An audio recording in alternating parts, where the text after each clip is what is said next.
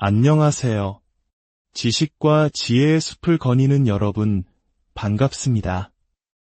오늘 우리의 이야기에 귀를 기울여 주시는 여러분의 마음에 깊은 평화와 위로가 깃들기를 기도합니다.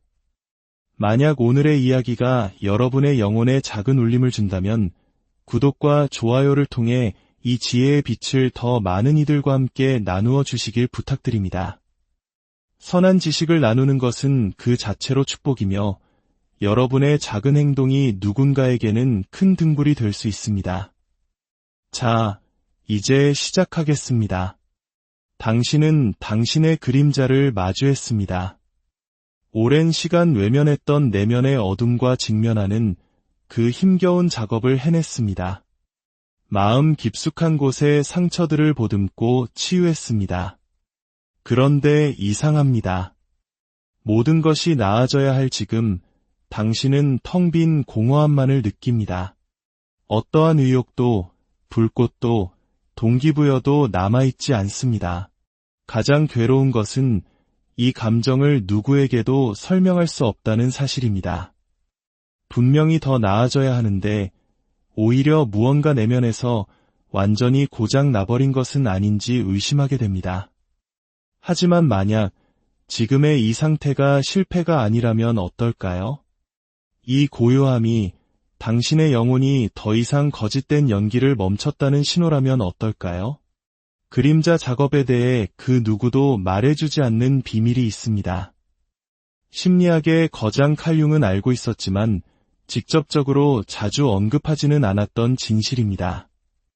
당신이 무의식의 깊은 곳을 탐사하는 작업을 끝냈을 때 그곳에 묻혀있던 모든 수치심과 채워지지 않았던 욕구, 어린 시절의 상처들을 모두 끌어올렸을 때 당신은 그저 기분이 나아지는 것이 아닙니다. 당신은 근본적으로 다른 사람이 됩니다. 너무나도 낯설고 불안할 정도로 다른 존재가 되는 것입니다. 칼융은 이렇게 썼습니다. 페르소나의 붕괴는 종종 우울증으로 오인된다. 그는 현대 심리학이 완전히 놓치고 있는 무언가를 꿰뚫어 보았습니다. 당신이 깊은 내면 작업을 통해 그림자를 마주하고 거부했던 자신의 일부를 통합했을 때 당신의 동기부여 시스템 전체는 단순히 변하는 것이 아니라 완전히 해체되어 버립니다. 그리고 이 해체는 병리적인 현상이 아니라 지극히 자연스러운 변형의 과정입니다. 한번 생각해 보십시오. 지난 수년, 어쩌면 수십 년 동안 당신을 움직여온 것은 무의식적인 힘들이었습니다. 사랑받고 싶은 욕구, 버려질 것에 대한 두려움, 자신의 가치를 증명하려는 욕망, 부족한 존재가 될지도 모른다는 공포. 이것들은 당신이 의식적으로 선택한 것이 아니었습니다. 그것은 배경에서 조용히 실행되던 생존 메커니즘이었습니다. 당신을 앞으로 나아가게 하고 쉴 틈 없이 바쁘게 만들고 생산적인 사람으로 보이게 만들었던 보이지 않는 손이었습니다. 하지만 그림자 작업은 이 상처들을 치유하는 데서 그치지 않습니다. 그 모든 동기부여 시스템의 기계장치 자체를 당신 눈앞에 폭로합니다. 갑자기 당신은 깨닫게 됩니다. 내 인생의 얼마나 많은 부분이 야망이라는 가면을 쓴 두려움에 의해 움직여왔는지를, 얼마나 많은 동기부여가 사실은 즐거움의 축으로 위장한 고통의 회피였는지를 말입니다. 그 기계장치가 멈추고 무의식적인 동인들이 더 이상 당신을 조종하지 않을 때 당신은 단순히 동기를 잃는 것이 아닙니다. 당신은 살아오면서 동기를 가져야만 했던 유일한 이유들을 모두 잃게 되는 것입니다.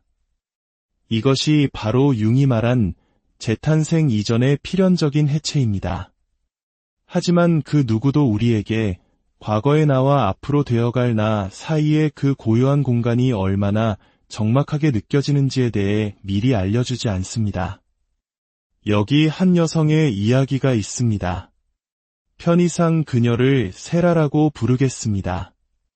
세라는 어린 시절부터 반복되어 온 관계 패턴이 끔찍한 이별을 통해 드러난 후 2년간 집중적인 심리치료를 받았습니다. 그녀는 정말로 열심히 노력했습니다. 내면, 아이 치유, 그림자 통합 등 할 수 있는 모든 작업을 했습니다. 2년이 지난 후 그녀는 진정으로 치유되었습니다. 수십 년간 그녀를 몰아붙였던 불안은 사라졌습니다. 모든 사람을 기쁘게 해야 한다는 강박관념도 녹아내렸습니다. 혼자가 되는 것에 대한 두려움은 자기 자신과 온전히 함께하는 즐거움으로 변했습니다. 하지만 그녀가 마케팅 분야의 커리어로 돌아가려고 했을 때 무언가 잘못되었다는 것을 느꼈습니다. 나쁘다는 의미가 아니라 그저 텅 비어 있다는 느낌이었습니다. 과거 그녀를 흥분시켰던 캠페인 기획은 무의미하게 느껴졌습니다. 한때 에너지를 주었던 고객과의 미팅은 그녀를 공허하게 만들 뿐이었습니다. 수년간 쫓아왔던 승진은 이름 붙일 수 없는 무언가로부터 자신을 지키기 위한 정교한 방해물처럼 보였습니다. 그녀는 제게 이렇게 말했습니다. 예전에는 매일 아침 뱃속에 불덩이를 안고 일어났어요. 그게 불안이든 두려움이든 어쨌든 저를 움직이는 연료였죠. 그런데 지금은 아침에 일어나도 아무것도 느껴지지 않아요. 마치 더 이상 들리지 않는 목소리로부터 지시를 기다리는 사람처럼요. 이것이 바로 융이 심리적 연금술의 니그레도 단계라고 부른 것입니다. 새로운 생명이 탄생하기 전에 반드시 거쳐야만 하는 필연적인 어둠, 공허, 그리고 해체의 시간입니다. 중세 연금술에서 니그레도는 흑화 과정, 즉 어떠한 변형이 시작되기 전 낡은 형태가 죽어검게 변하는 단계를 의미했습니다. 그런데 이 과정이 우리 현대사회에서 유독 혼란스러운 이유가 있습니다. 우리는 치유가 항상 기분 좋은 것이어야 한다고 배웠습니다. 성장은 직선으로 이루어져야 하고 발전은 측정 가능해야 한다고 믿습니다. 우리는 그림자 작업이 마치 약을 먹는 것처럼 효과가 나타나길 기대합니다. 아프면 약을 먹고 나아지는 것처럼 말이죠. 하지만 그림자 작업은 종종 예과 수술처럼 작동합니다. 수술은 성공적으로 끝났지만 회복 과정은 길고 낯설고 전혀 예상치 못한 방향으로 흘러갑니다. 이 니그레도 단계에서 당신은 과거에 그토록 중요하게 여겼던 것들에 더 이상 신경 쓸 수 없게 된 자신을 발견할지도 모릅니다.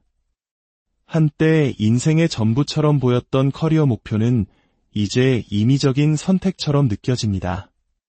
당신을 설레게 했던 관계들은 연기처럼 느껴질 수 있습니다. 즐거움을 주었던 취미조차 억지로 하는 것처럼 느껴질 수 있습니다. 이것은 임상적인 의미의 우울증과는 다릅니다. 당신은 절망적이거나 자신이 무가치하다고 느끼지 않습니다. 일상생활을 하지 못하는 것도 아닙니다.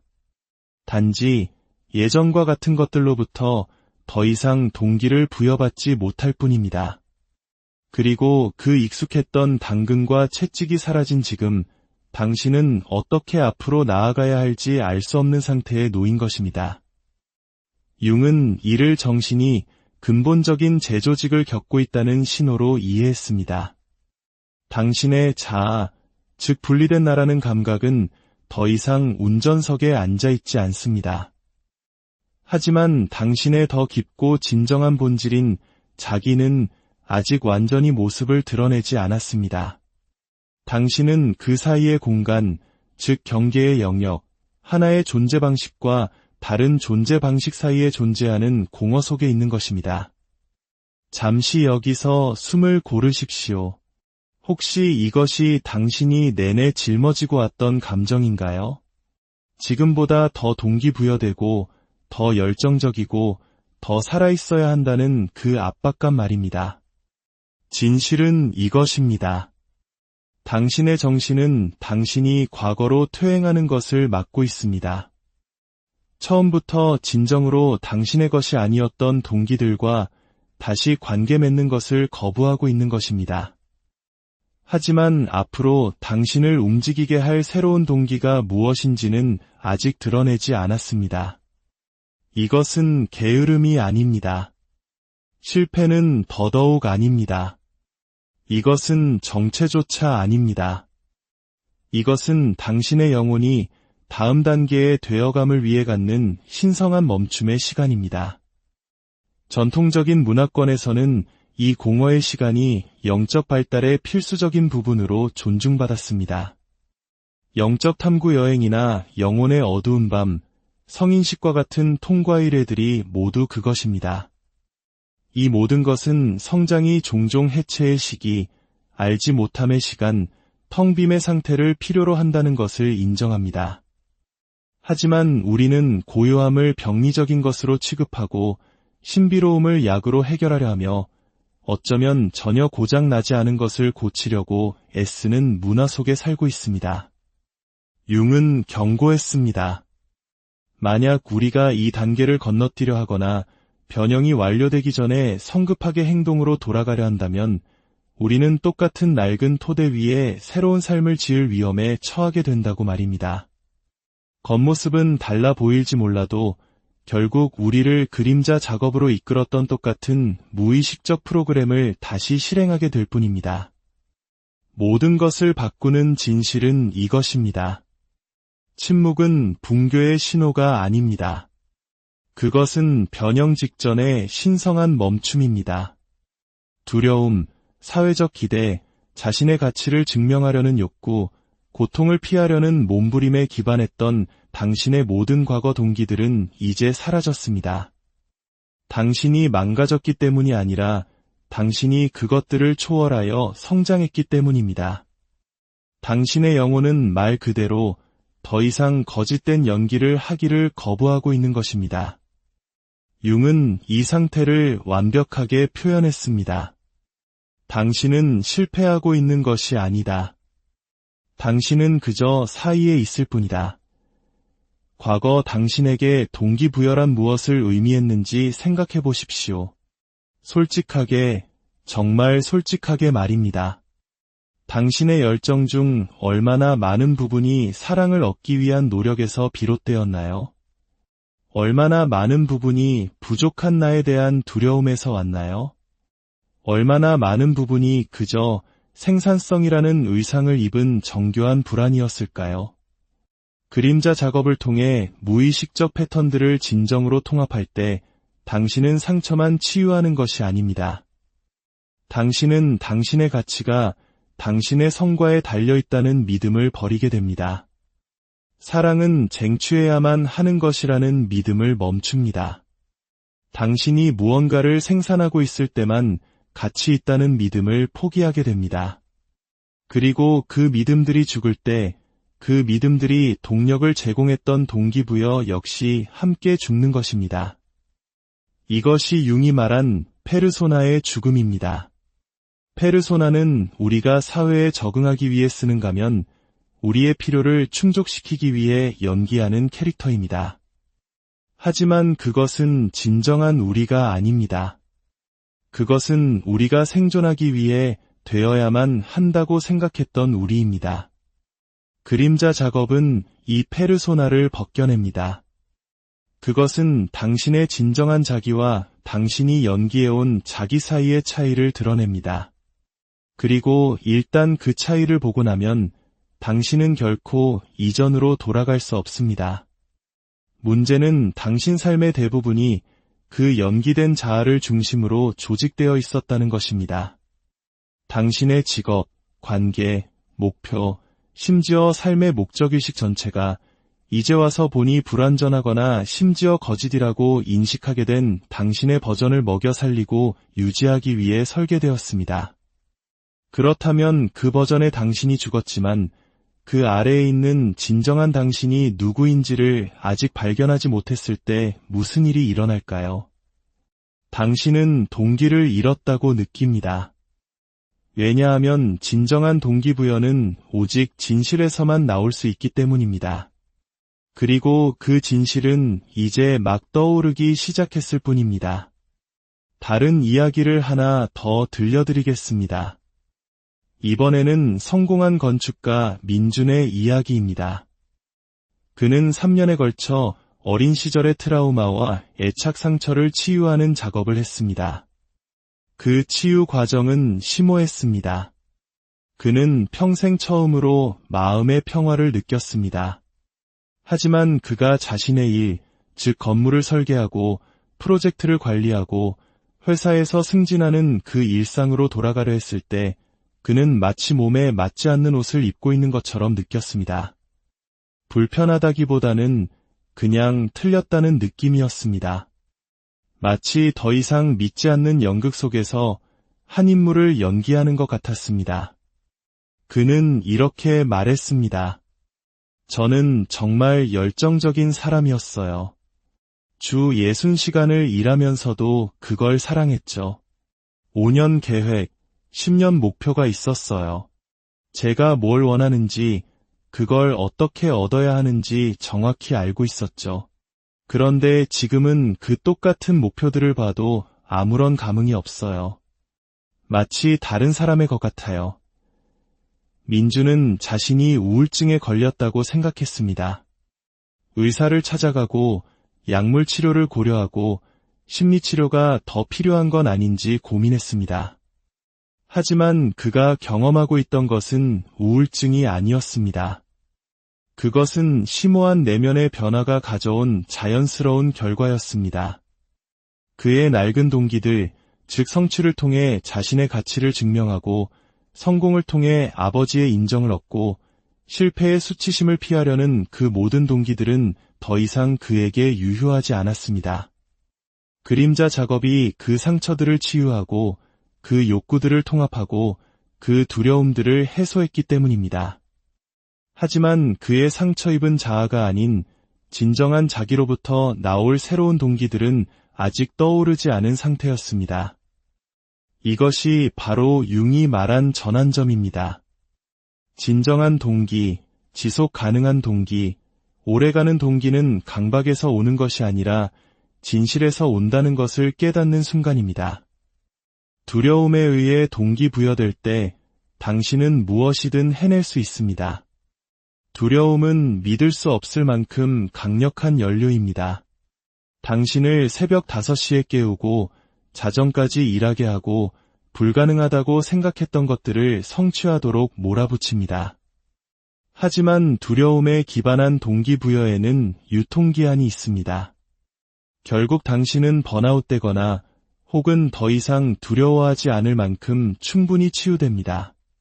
그리고 두려움이 당신을 더 이상 몰아붙이지 않을 때 그 자리를 대신할 다른 무언가가 없다면 당신은 텅 빈 공허함을 느끼게 되는 것입니다. 그 공허함은 문제가 아닙니다. 그것이 바로 해답입니다. 그것은 당신의 정신이 새로운 무언가가 나타날 수 있도록 공간을 만들어주고 있는 과정입니다. 융은 자기, 즉 당신의 더 깊고 진정한 본질은 소리치지 않는다고 믿었습니다. 그것은 요구하지도 드라마를 만들지도 이기감을 조성하여 당신의 주의를 끌려고 하지도 않습니다. 자기는 속삭입니다. 부드럽게 툭 칩니다. 그리고 초대합니다. 하지만 당신의 삶이 소음으로 가득 차 있다면, 당신이 끊임없이 외부의 압력과 내면의 두려움에 쫓기고 있다면 당신은 그 속삭임을 들을 수 없습니다. 그 부드러운 너지를 느낄 수 없습니다. 그 초대를 감지할 수 없습니다. 그렇기 때문에 그 공허함이 신성한 것입니다. 그렇기 때문에 그 침묵이 필요한 것입니다. 그렇기 때문에 낡은 동기를 잃는 것이 실패가 아니라 준비인 것입니다. 당신의 영혼은 당신이 내내 듣고자 했던 그 목소리를 들을 수 있는 최적의 조건을 만들고 있는 것입니다. 이 공허의 저편에 무엇이 있는지 당신이 침묵과 싸우는 것을 멈추고 그것이 가르치려는 것에 귀 기울이기 시작할 때 무슨 일이 일어나는지 아무도 말해주지 않는 이야기가 있습니다. 새로운 동기가 떠오를 때 그것은 완전히 다른 느낌으로 다가옵니다. 그것은 불안하지 않습니다. 긴급하지도 않습니다. 당신이 부족한 것, 증명하려는 것, 잃을까 두려워하는 것에 의해 움직이지 않습니다. 그것은 고요하고 꾸준하며 부인할 수 없습니다. 마치 인공조명과 햇빛의 차이와 같습니다. 둘 다 볼 수 있게 해주지만 하나는 단지 비출 뿐이고 다른 하나는 영양분을 공급합니다. 이것이 융이 말한 대문자 S를 쓰는 자기애의 출현입니다. 인정을 필요로 하고 외부의 확인에 굶주리고 끊임없이 비교하고 경쟁하고 계산하는 자아가 아니라 이미 온전하고 이미 충분하며 이미 당신의 개인적인 생존보다 더 큰 무언가와 연결되어 있는 더 깊은 자기 말입니다. 자기가 당신에게 동기를 부여하기 시작할 때 당신은 허슬하지 않고 응답합니다.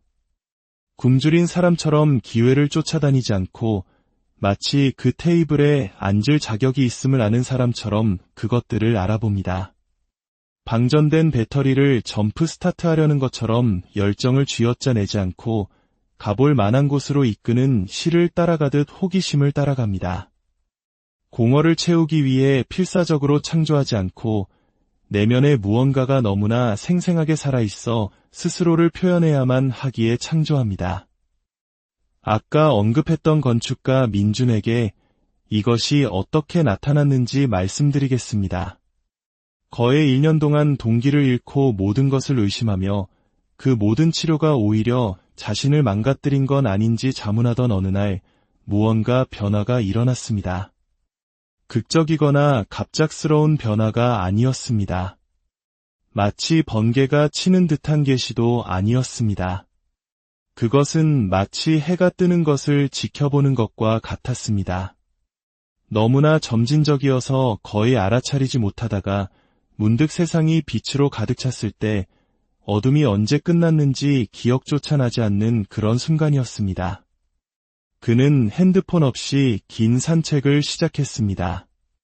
운동으로서도 생산성 꿀팁으로서도 아니었습니다. 그냥 걷기 위한 걷기였습니다. 아무런 의제도, 목표도, 성공이나 실패의 척도도 없이 말입니다. 어느 날 산책 중에 그는 수년간 버려져 있던 낡은 건물을 발견했습니다. 수천 번도 더 그 앞을 차로 지나쳤지만 제대로 본 적은 없었습니다. 하지만 그날 그 건물의 뼈대, 구조, 잠재력, 그리고 잊혔음에도 불구하고 느껴지는 그 슬픔과 존엄함, 그 무언가가 몇 달 만에 처음으로 그의 마음에 말을 걸어왔습니다. 그는 그 감정을 무시하거나 사업 기회로 바꾸려 애쓰는 대신 그저 그 감정과 함께 앉아 있었습니다. 그는 정기적으로 그 건물을 방문하기 시작했고 스케치를 시작했습니다. 건축 도면이 아니라 그저 그 건물이 어떻게 느껴지는지, 무엇이 되고 싶어 하는지, 어떤 이야기를 하려 하는지에 대한 인상이었습니다. 이것은 커리어 목표나 금전적 보상에 의해 움직인 것이 아니었습니다. 자신의 가치를 증명하거나 누군가에게 깊은 인상을 남기려는 동기에서 비롯된 것도 아니었습니다. 그것은 완전히 다른 무언가, 즉 호기심, 아름다움, 그리고 설명할 수는 없지만 그럴 필요도 없는 어떤 올바름에 대한 감각에 의해 동기부여된 것이었습니다. 그렇게 몇 주를 보내자 서서히, 부드럽게 어떤 강요나 긴급함 없이 하나의 아이디어가 떠오르기 시작했습니다. 사업 계획이 아니라 하나의 비전, 하나의 가능성이었습니다. 결국 그 호기심은 건물주와의 대화로 이어졌고 그 대화는 또 다른 대화들을 낳았습니다.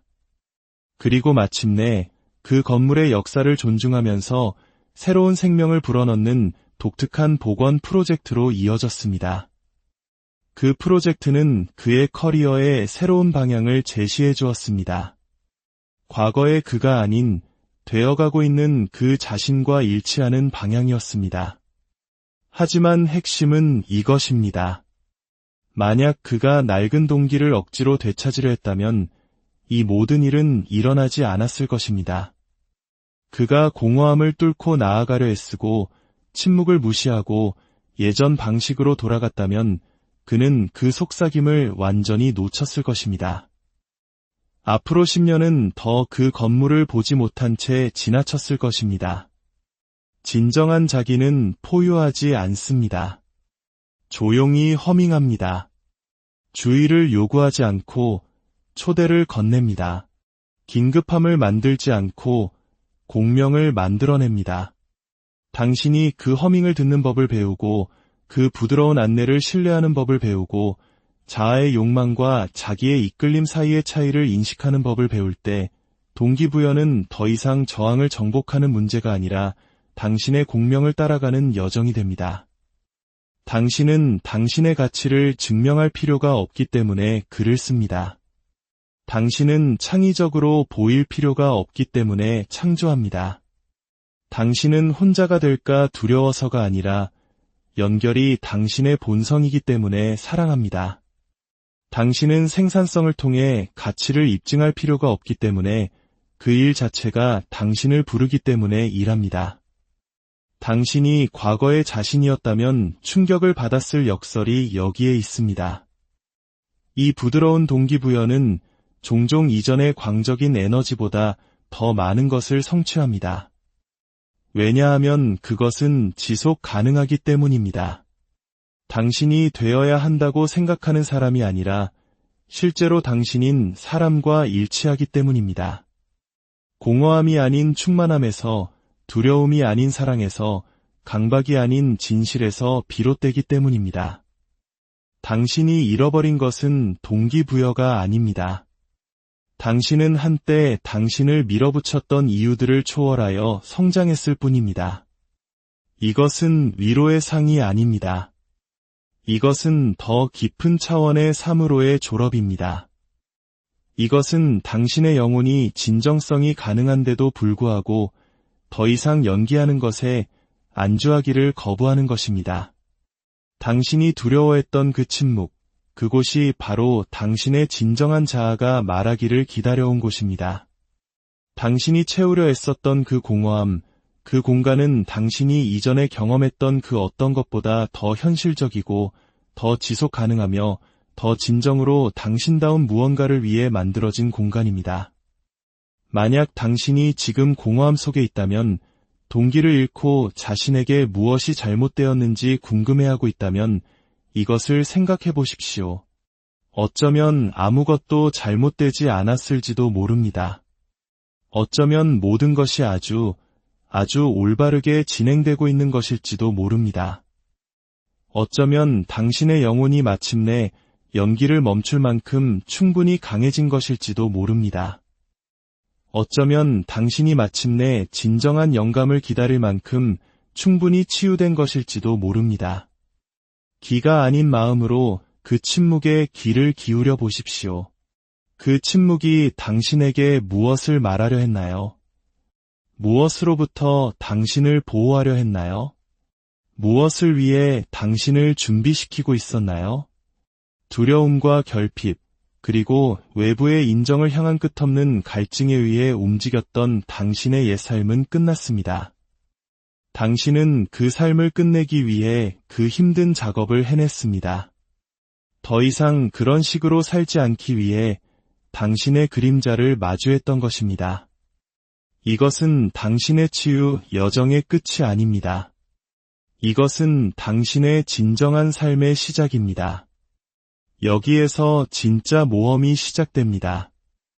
당신이 되어가고 있는 자기는 낡은 의미의 동기부여를 필요로 하지 않습니다. 그것은 인정을 필요로 합니다. 신뢰를 필요로 합니다. 당신이 다른 누군가가 되려는 그 필사적인 노력을 멈추고 이미 당신인 그 존재에게 주의를 기울여주기를 필요로 합니다. 당신은 뒤처지지 않았습니다.